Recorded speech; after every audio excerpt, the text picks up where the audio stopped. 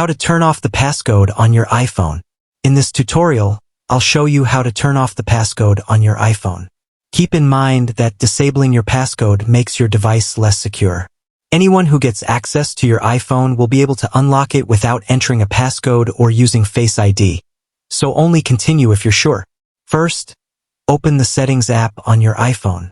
Scroll down and tap Face ID and Passcode.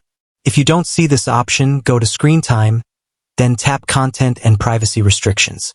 If Content and Privacy Restrictions is enabled, turn it off. After that, return to Settings, and you should now see Face ID and Passcode. Tap Face ID and Passcode, then enter your current passcode when prompted. If Stolen Device Protection is enabled, scroll down and tap it. Turn this feature off first, as it can prevent you from removing your passcode. You may be asked to confirm your identity.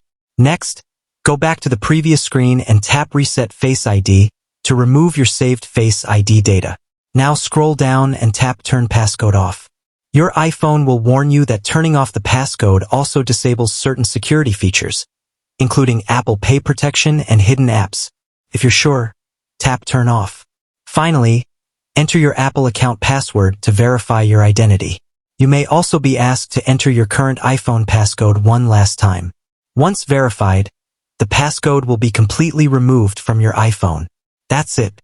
Your iPhone will no longer require a passcode to unlock.